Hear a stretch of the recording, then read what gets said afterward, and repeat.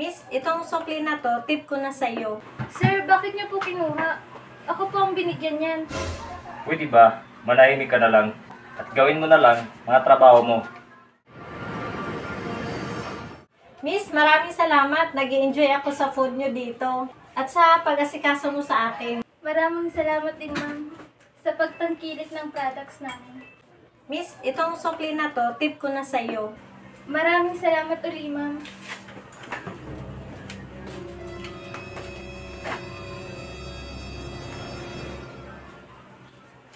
Sir, bakit niyo po kinuha? Ako po ang binigyan niyan. Pwede ba, manahimik ka na lang at gawin mo na lang mga trabaho mo. Pero hindi po patas ang ginawa niyo, sir. Ako ang manager dito at ako ang batas. Kaya linisin mo na lang ang mga kalat dyan.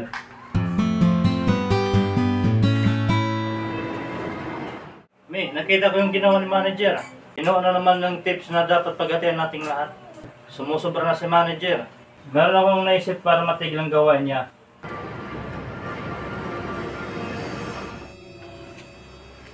May Rodel, anong nangyari sa inyong dalawa? Ang daming customer, tapos nakatambay na kayo rito? Sir, ayaw ka na namin sundin. Hanggat hindi mo binabalik yung tips namin. Ah, ganun. Bukas na bukas, may kapalit na kayo. Sir, hindi na namin mantay ang bukas. Ngayon mismo, magre-resign na kami. Sir, pag hindi ka pa magbabago, darating ang araw na wala nang maiiwan dito sa mga tauhan mo. Huwag mo akong pangaralan. Alam kong patakbuhin ang restaurant na to.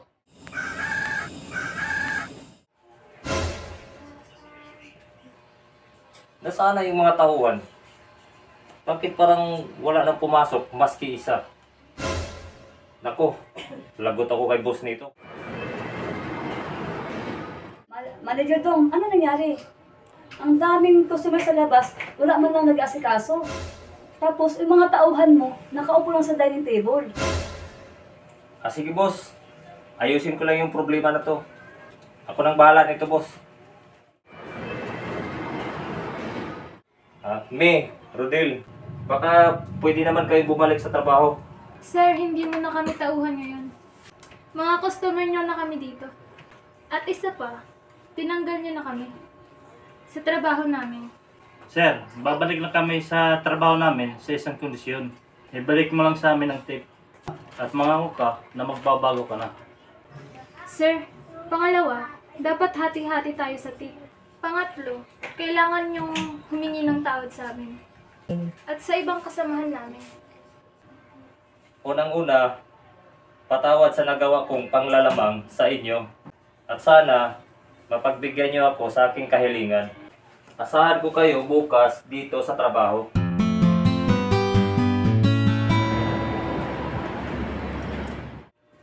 May Rodel, maraming salamat sa inyong pagbabalik. Ngayong araw na to, nakatsamba tayo ng malaking tip. Nasa 5,000 pesos lahat. Wow sir, ang swerte yung araw na ito. Ang dami nating tip. Congrats sa inyo ha, ang daming customer natin ngayon. Opo boss, at malaki rin yung tip namin ngayon. Tip? Ito ba? Sige, kunin ko na ito. Boss, ano bang ginawa mo? Ang tip na yan ay hindi sa'yo, kundi sa mga tauhan natin. Ako ang may-ari ng restaurant na ito. Kaya ang tip dapat sa akin din. Madam, makinig ka muna sa akin. Hindi mo ba alam kung gaano kahalaga sa amin yung tip na yan? Oo, ikaw nga ang may-ari dito.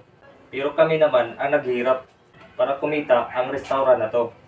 Samantalang ikaw, pupunta lang dito para kunin ang tip na dapat para sa amin. Kung gano'n, Manager Dong, nagbago ka na nga. Sinubukan ka na namin ng mga kasamahan mo. Nabuo na ulit ang samahan natin dito bilang pamilya.